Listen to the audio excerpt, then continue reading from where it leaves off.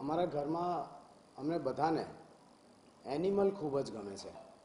અમારા ઘરે અલગ પ્રકારના ડોગ્સ પણ રહી ચૂક્યા છે, બર્ડ્સ પણ રહી ચૂક્યા છે.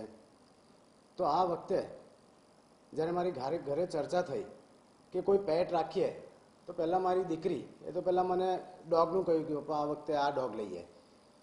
પણ મેં વિચાર્યું કે જો ઘરમાં સારી ખાસી જગ્યા હોય, થોડી મોટી જગ્યા હોય, કે આપણે ગાય પણ રાખી શકીએ, તો મારા મનમાં આવ્યું કે આપણા પ્રધાનમંત્રી શ્રી નરેન્દ્ર મોદી સાહેબ સાથે થોડા ટાઈમ પહેલાં જ એક પુંગનુર ગાય, જે મિની કાઉ તરીકે પણ ઓળખાય છે, એના ફોટા વાયરલ થયેલા.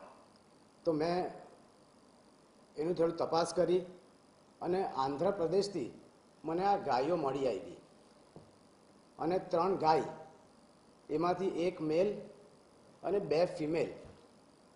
અને મેઇન વાત એ છે કે આ 1.25 વર્ષની ગાય છે. બધાને એમ લાગે બછડું છે, પણ આ બછડું નહીં, પણ આ એક મોટી ગાય જ કહેવાય.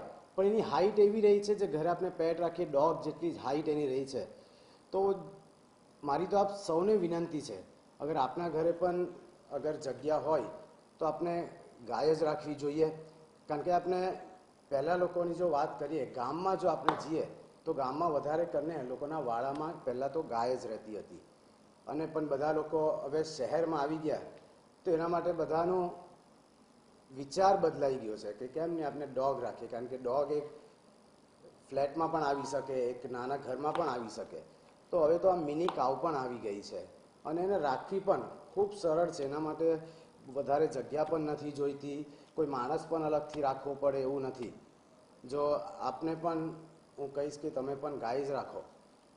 હિન્દુ સમાજમાં ગૌ માતા માતા તરીકે પૂજન કરવામાં આવે છે. કેટલું સૌભાગ્ય બાબત કહી શકાય. ઘરમાં એક સુખ શાંતિ માટેનો એક ખૂબ જ અગત્યનું પાસું ગણવામાં આવે.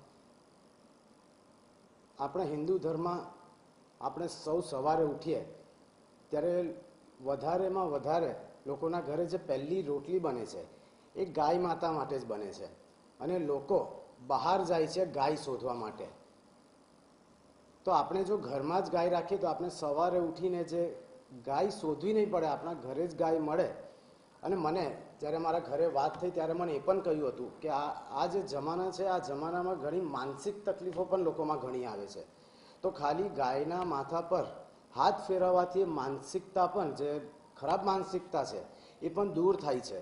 તો આપ સૌને હું ફરી એકવાર અપીલ કરીશ કે આપ પણ એકવાર વિચારો, અગર તમે ઘરમાં નવું પેટ લેવાનું જો વિચારતા હોય તો ગાય અને મિની કાઉ, પુંગનુર જેને કહેવાય છે, એ જ આપણે રાખવી જોઈએ.